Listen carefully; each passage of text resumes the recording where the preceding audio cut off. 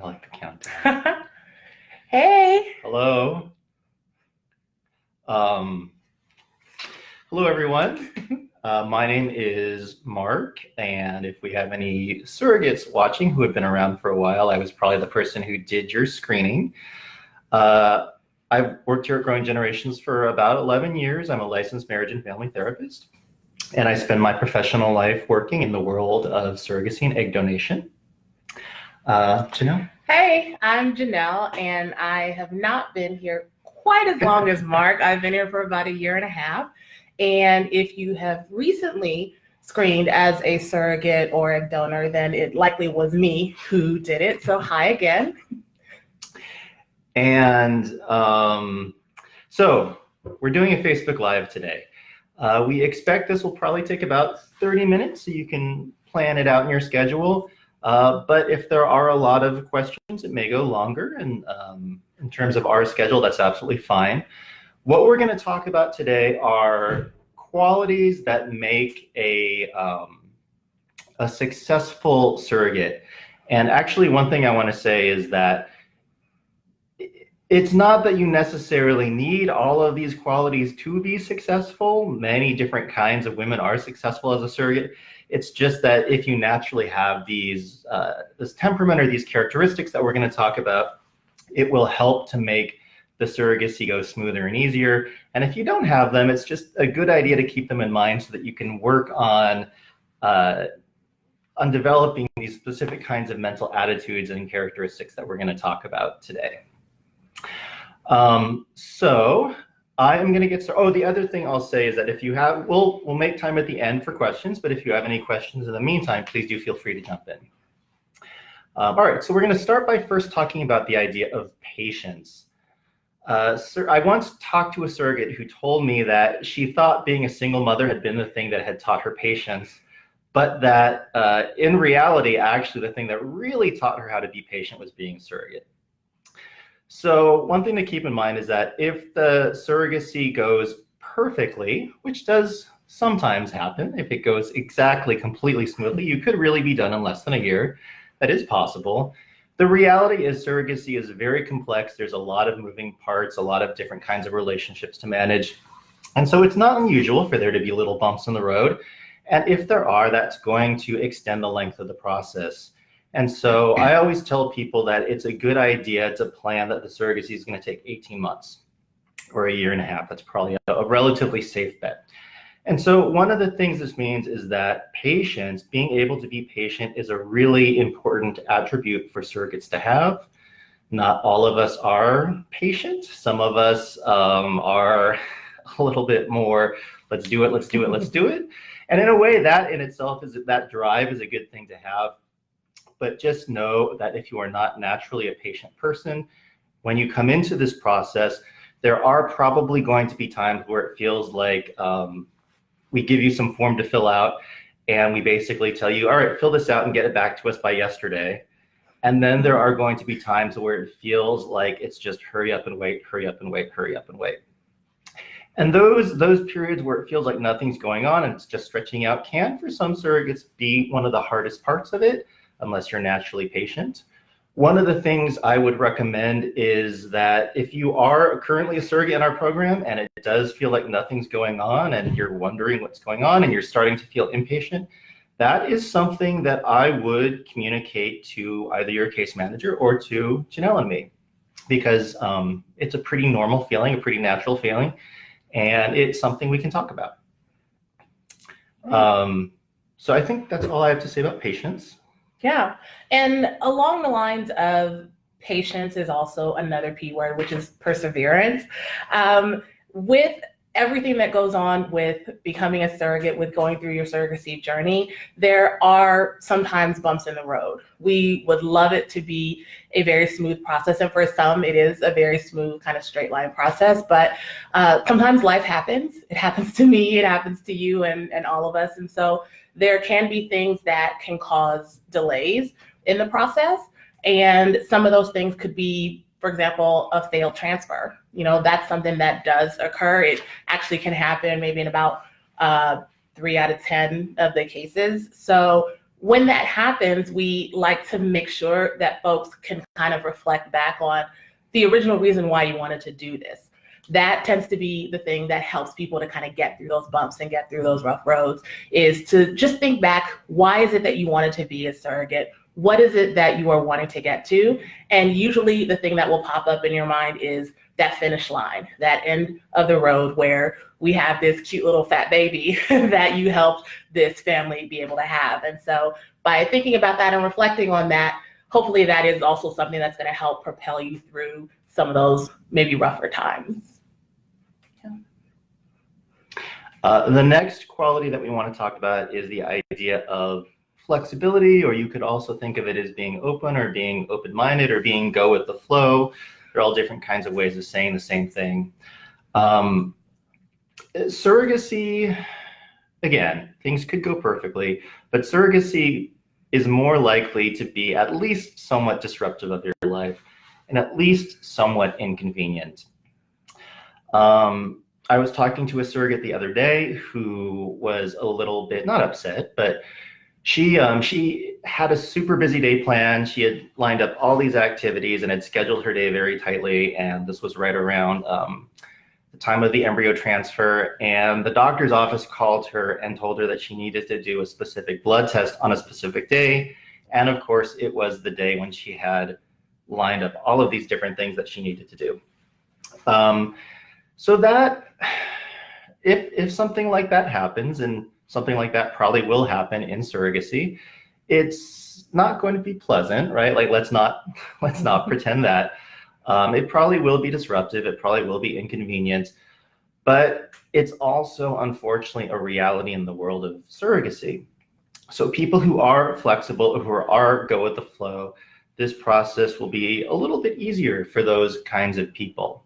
If you're not that kind of person, if you're more of a type A type of person, let's say, those are, again, it's a good quality to have in a surrogate, to be kind of like determined and hard driving and all of those kinds of things. But if you are that kind of person, just come into this knowing that there probably are going to be times when surrogacy gets in the way of your kind of normal everyday life. And if and or when that happens, being able to be open and flexible with that is going to help you get through it. And again, I guess the other thing I want to say about this is that it really is true that I think it's a good idea to go into this expecting to be inconvenienced. At the same time, if everything in the surrogacy is feeling like you're having to climb Mount Everest, like if every little bit of it is feeling really super hard to you, that's not right either. Like, one of our goals is to have our surrogates really, as much as possible, enjoy the process of surrogacy and come out of it feeling really excited and proud and happy that they did it. So if everything is feeling really difficult, even if you have a go with the flow attitude, that is something that I really encourage you to talk to, again, either your case manager or to one of us about, because that's not the way we want it to be. So I think it's finding a balance between knowing you have to be open and flexible, and also knowing when things maybe have gotten too difficult, where it goes beyond that point where it's time to get in touch with your case manager.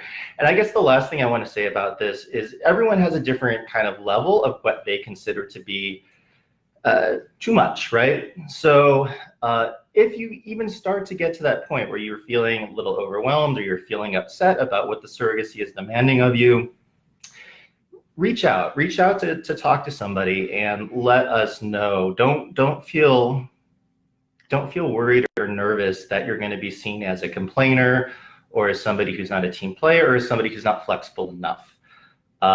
Again, we really want people to have a good experience doing this. And so if something's getting in the way of that, let us know. I guess in a way, maybe I'm giving contradictory advice, but also at the same time, know that parts will be inconvenient and that you will need to be flexible. Yeah, and along with that, as Mark was saying, talking with, whether it's your case specialist, talking with us, that is along the lines of communication, which is the next thing that I'm going to talk about.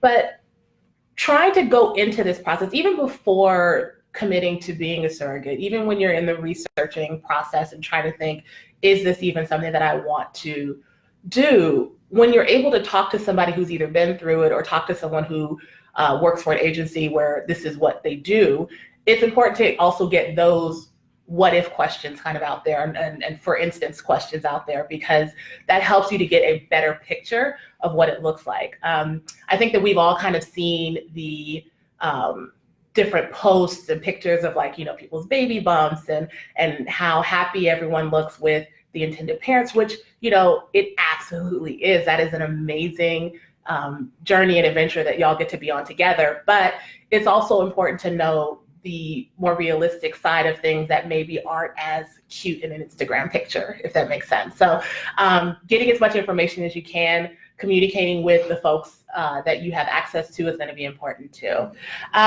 So going deeper into communication, this is a really important piece of what we do. There are so many people who are involved in getting to that finish line I talked about, big fat baby, squishy baby. A lot of people involved in that process from beginning to end, and everyone needs to be able to communicate with each other. You can think of it as a lot of musicians in a symphony giving off, a beautiful piece of music. You can think of it as, a lot of construction workers putting together a beautiful building. Just it takes a lot of people to put together an end result that is amazing. So communicating between each other is going to be key. And also, when you're communicating, we also want to make sure that it's happening in a timely manner. So if an email's coming through, if a phone call's coming through, if it's from us, if it's from Gigi, we're going to want to get back to you as soon as possible. And so we're wanting that from the surrogates that we're working with, that communication is going to be a priority. And so if you're getting that phone call, if you're getting that email, that you're responding in a timely manner. Now, does that mean that if you're in the middle of doing things, with your partner or with your kids, that you drop everything and pick up this phone call right away? That's not necessarily what we're asking for. But if there is a great time that you are able to sit down and answer that email or that phone call, maybe just, let somebody know, hey, I'm actually free after 6 o'clock. I will totally be able to get back to you by then, or something like that. And when talking with surrogates, what I like to say is, if you can imagine when you were having your kids, if your kid was being grown, being cooked in someone else's body, in another state or in another country, you probably would want to be able to be communicative with that person. You might want to be able to check in on how they're doing. And so that's a really good way to kind of maybe take a more empathetic stance of like, yeah, I'm going to want to stay in communication with that person. I'm going to want to check in, because at the very least, it'll help them to have some ease of mind to know that everything is going okay. I'm okay. Baby's okay. We're doing good. Yeah. And then let's see. Another thing about communication is, when communicating with your intended parents, we also want to be aware of how we're communicating. So once you've built rapport, once you guys have established a relationship, maybe y'all understand each other's shorthand, you understand each other's humor. But as you're building that relationship and building that rapport, just want to be mindful of some of the things that we might naturally say and how it may come off to the other person. So, for example, if I, was on the phone with Mark and said, oh my God, I had the most stressful day, I'm so tired, that he might just take with a grain of salt. But if he were my intended parent and I was pregnant at the time, he might go, oh gosh, so if she's tired, if she's stressed out, does that mean my baby's stressed out? Is there something else that's going on? And that could potentially maybe heighten a little bit of anxiety. So just kind of be mindful of how that communication is happening in the beginning. So at least until y'all have built rapport and know each other well, and things can just kind of move as they normally would. And one thing I'll add to that is I once had a surrogate who actually didn't share important information with her parents because she said that in the psych screening that I had told her not to share bad news with them. So I want to be clear that it's not that we're telling you to withhold information from the parents. Actually, transparency is really super important. It's just in terms of how you convey that information, especially if it's over text or email where you can't read facial expression or verbal intonation or those things. Just be mindful of how those types of communications might land with the parents. Mm-hmm.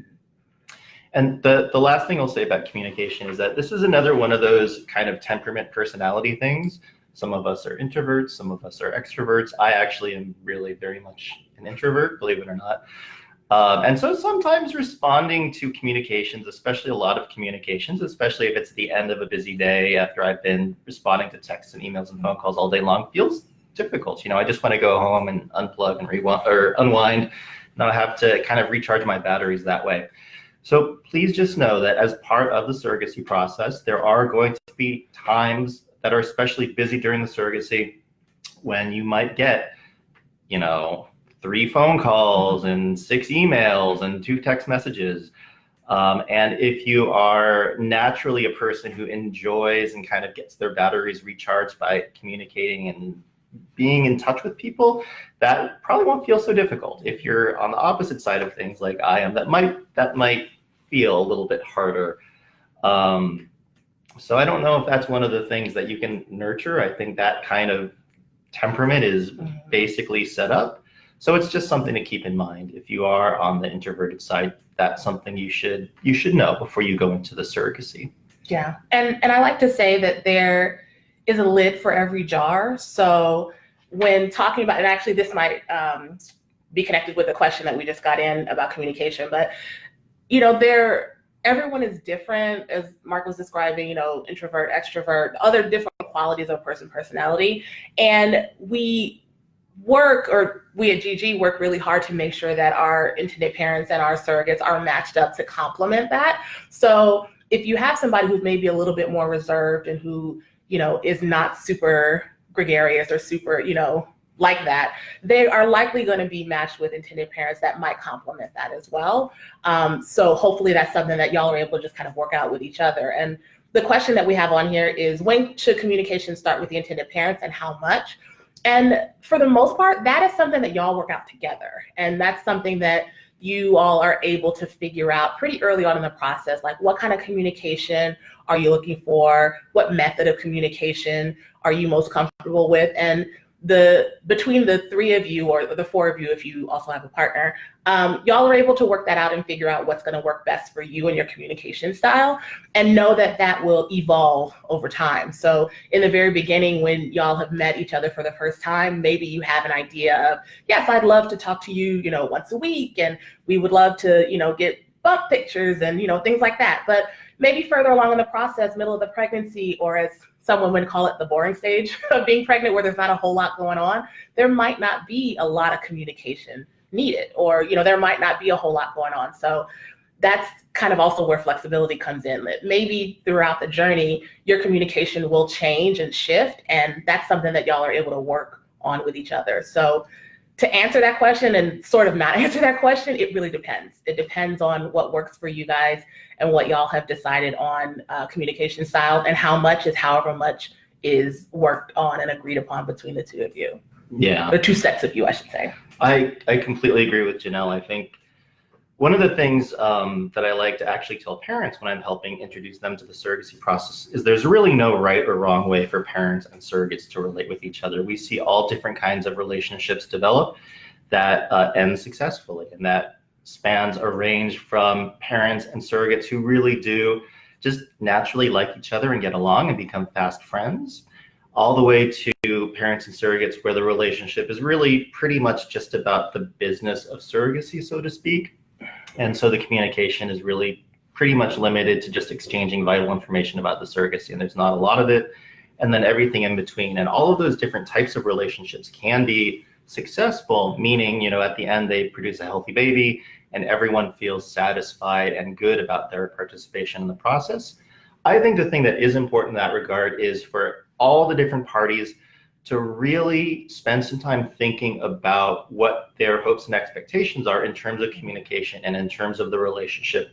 And then being willing to really openly and directly state what you want or what you're hoping for in terms of during the match meeting with the parents, or even before that, while you're letting us know what your preferences are, just because that will make the whole process so much smoother. I think what happens sometimes is that by the time it gets to the match meeting, everyone involved, parents and surrogates, have invested so much time and energy just to get to that point. People are really eager and excited about moving forward. So I think what can sometimes happen, maybe even not consciously, is people might feel a pressure to say what they think the other party wants to hear in order to get the match confirmed. And that might work, that might get the match confirmed. But then if people are really on different pages in terms of what they want in communication, that then can cause tension as the surrogacy progresses. So in terms of the how much communication, I hope that speaks to that. And in terms of when it should start, again, that's, well, like you said, that's something to be negotiated between parents and surrogates. Yeah. One of the bits of concrete advice that I sometimes give parents is that in the beginning, before everyone knows each other, it might be a good idea to actually specifically spell out what the communication should look like, meaning like to create a structure around it for everyone to agree, okay, we'll check in by text every Thursday night, or whatever it is that works for everyone. And that might feel, or probably will feel, a little bit artificial and awkward in the beginning, but it's a good way to kind of get the ball rolling. Eventually, you'll get to know each other and get to know what works best in terms of communication. But in the beginning, it might be a good idea to kind of set up specific boundaries around that. Yeah. Cool. Oh, it's my turn. It is your turn. So the last thing that we want to talk about in terms of what makes a successful surrogate and a successful surrogacy experience is teamwork. So again, some of us are very team-oriented, very group-oriented, very people-oriented. Others of us are are more loners, so to speak. We don't tend to turn to people or rely on other people. We want to do it ourselves. So that's like me. And that's fine. But surrogacy really is a team endeavor, a team experience, with kind of the surrogate and the parent at the center of that, the most important members of the team, and then all the supporting professionals around them, supporting them, including us, the agency. And so in terms of that, the idea of being a team player and being willing to rely on your team, what I said earlier really is true. It is a primary goal for us. Not just that the parents come out of this with a healthy baby, but that the surrogate comes out of this feeling really good about her participation as a surrogate in our program. And so if there's anything going on in your surrogacy and you are not the type of person who naturally would reach out to a teammate or a team member for help or advice or counsel or what have you, I really, I encourage you as strongly as I possibly can to try and work against that instinct and to reach out, to be in touch with your case manager or with one of us, or really honestly anyone at Growing Generations that you're most comfortable with. But just let us know if something's going on, because we do have your back. We are here to support you. That's really what we want to do.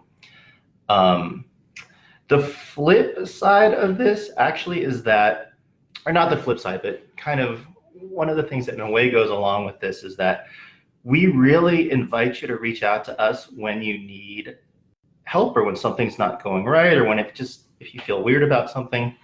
But we also want you to let us know if there's anything going on in your life that could affect the surrogacy. This is actually kind of like one additional thing that we hadn't officially planned to talk about, but I'm actually realizing it's important now, which is that some of us are more private than others. One of the challenges of surrogacy is really that you have to give up a lot of your privacy. A lot of your life becomes open and subject to review by a bunch of people that you don't know. So for people who are intensely private, that can be a little bit difficult. So people who naturally are more open and sharing, the process can be a little bit easier for them. But like I was saying, if there's anything going on that could affect the surrogacy, please let us know. Especially early on, because sometimes things can grow into problems that don't necessarily have to be problems if we had known about it earlier. And again, here's where the teamwork part of it comes in. We really do have your back. So if there's something going on, let us know, because we want to try and help you work through it. We do have, we do have the best intentions in mind. So I know that's easy for me to say, but please feel free to share what's going on with you that could affect the surrogacy with us so that we can be there to support you as much as possible. Yeah, and as far as it being a team, there are a lot of folks involved, as we both said, but we also understand that you probably have your own team and your own core unit of support, be it your partner, you have family members, friends, all those great folks that help to get you here. And that's great. And that's something that we encourage everybody to tap into and to really embrace. But we also like to remind folks that we're here as well, because sometimes, despite everyone's best intentions and wanting to be there and be really empathetic, they may not be as familiar with surrogacy in the way that we are, the way that your case specialist is. So this is also another layer of support that can be offered that also has that lens of surrogacy added to it. And I know I've definitely had some surrogates who were very grateful that they have access to their case specialist, they have access to us at FCS, because they know that their mother-in-law means well, but every now and then she'll slip and call the baby her grandchild. And it's like, that's not quite what's happening here at all. But I really need to talk to you, but I can't talk to you if you keep referring, in that way. So sometimes it's nice to be able to have that extra layer of support, because while we may not know you personally, while we may not be in your personal lives, we get the surrogacy. We get, what's going on and some stuff that you might be going through. And so it can be very helpful in that way. Yeah. Okay, so in summary, the qualities that you want to try and nurture and develop in yourself, if you don't naturally already have them, are patience, perseverance, like the ability to stick with it even when things get tough, being flexible or open-minded or kind of go with the flow, Communicating. Being a good communicator. Communicative, yeah, being communicative, really being a team player, and being open, right? Mm-hmm. Like if you're a private person, trying to nurture that ability to be open. Oh. And I think that is everything we wanted to talk about. It's 27 minutes in, so we do have some time if anyone has any questions. I guess we'll give it a moment to see if folks have questions. Water break.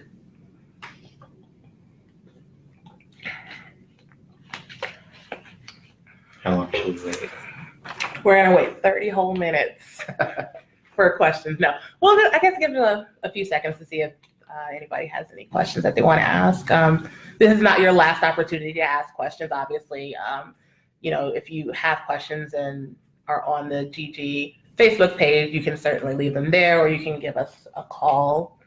Yeah, that's fine. I guess we can wrap it. Okay. Yeah. We're gonna shut it down then. Thank you so much. If you were here and you were viewing, we really do appreciate it. Oh wait, I think we have something.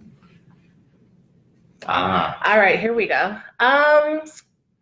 Okay, so someone was asking, are the same qualities important for an egg donor? Okay, so with egg donation, it's slightly different because the level of involvement is going to be very different as well. With surrogacy, you're talking about someone who's going to be very involved with intended parents, and they have kind of this ongoing relationship. Whereas with egg donation, there's definitely more of an endpoint. And so once the retrieval has been done, and once everything has kind of been completed, that kind of is the end as far as the involvement with the process. But leading up to it, I think that a lot of these qualities do carry over, and the need to be flexible, the need to be patient and communicative, and all of those things are still going to be very much at play. The screening process can be pretty long for egg donation as well, and we need to make sure that you are able to communicate with the team, not only with us, but with the clinic that you're working with. And so we need to make sure that everybody's on the same page and are able to make sure that everything is going as it needs to be going. So yes, a lot of the same qualities are important with a donor, but for slightly different reasons than with a surrogate. Yeah. I agree. And then there is another question there asking us to chat about the surrogate support call. So surrogates who are in our program have a number of different levels or layers of support. You'll have your case manager, who is the person you'll probably have the most ongoing contact with. They're there for you, and they can really help probably deal with just about any issue or anything going on. If there's anything going on though, and you feel like you might benefit from talking to a mental health professional with experience in surrogacy, or if it's something that feels especially tricky in regards to the relationship with the parents, or you're feeling especially strong emotions about something, you're always welcome to be in touch with one of us. Officially, one of us is if you're a surrogate in our program, one of us is your case manager, but really we're a team, so you can contact either one of us. So another kind of support structure that we've got built in is once a month we have a what we call a surrogate support call. It's open to any woman who is an active surrogate in our program. We have really anywhere between like 4 people at the lowest to like 12. I think normally there's more like 8 to 12 people on the call. We have it once a month. If you're a surrogate in our program, you should be getting an email invitation to join us for that. And if you're not, let your case manager know and they can take care of that. And it's just really a chance to get on the phone and talk with other women who are also in the surrogacy process and experiencing some of the same things that you are. Usually it's kind of an open format. Sometimes we have topics, especially if somebody has told us beforehand there's something they want to talk about, but usually not. And we always try and have, and we usually do have, at least one experienced surrogate on the phone, someone who's completed the whole process from start to finish. And so that can be a really great resource for you as well, the chance to talk to a surrogate who's really been through what you're going through right now. And we always kind of close the calls by checking with people to see if the call was helpful, and almost always they say it was. So if you haven't checked it out, or if maybe you're a little bit on the shy side and you don't like talking on the phone or what have you, I really do. I invite you to join us on one of the calls and see if you get anything out of it. I promise we won't make you talk, except at the very, very beginning, we ask everyone to introduce themselves, and at the very, very end, we ask everyone if the call was helpful to them. So other than that, we really, truly will not make you talk if you're on the shy side and just want to listen in. But yeah, I invite you to join us for that. And there's no pressure to be on the call, any number of times. There's some folks who jump on the moment that they're cleared and matched and able to get on the call because they're really excited. And then there might be some who never jump on the call until they're getting ready to deliver. And, maybe they have something that they want to talk about. So there's definitely no right or wrong time to hop on a call if you want to be a part of that. And I think we might have some more. So the question's asking, after you apply, when do you get to meet us in person? Us in person, I'm assuming is what you're talking about. And so when somebody initially applies, there's actually a good amount of time and a good amount of screening that happens before you get to the psychological screening in person. And so I'm not 100% sure about the amount of time that it usually takes, but also part of that will depend on how quickly the applicant kind of gets all their materials completed and gets everything in. But yeah, it's certainly, I've talked to surrogates at their psych screening who told me they started the process like 3 months ago or 4 months ago. Mm-hmm. So somewhere in there, that's about how long it takes. But usually by the time somebody comes for their psychological screening, there's a lot of stuff that they've already kind of gone through and before they come here. We are happy to meet you and to sit down and have a chat, but it usually happens a little bit deeper into the screening process. Yeah. And then we got a comment on here about the call, that the call was great and helpful. I'm so glad to hear that, Mindy.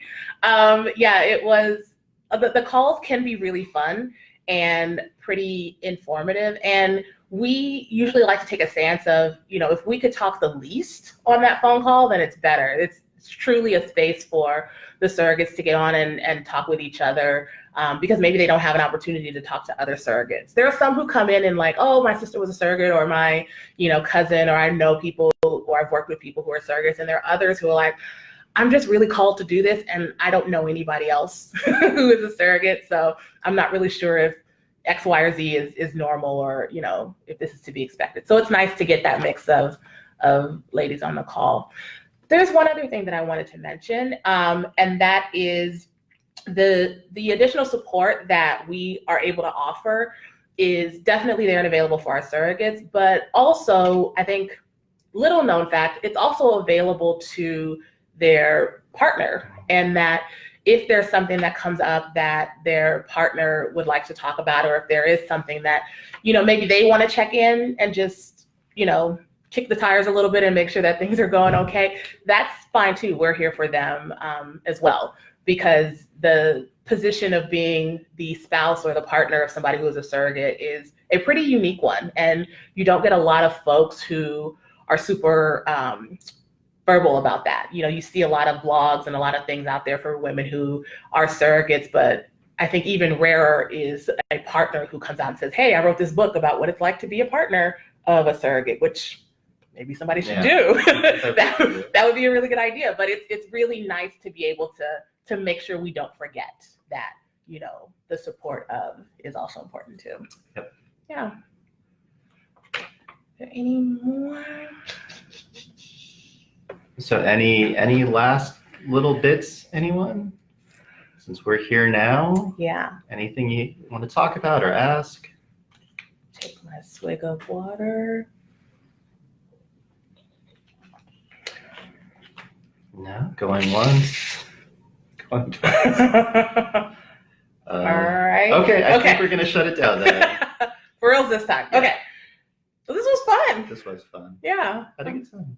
Thank you everyone who joined us. And if you are a surrogate who's already involved in the process, I look forward to talking to you at some point in the future. Yep.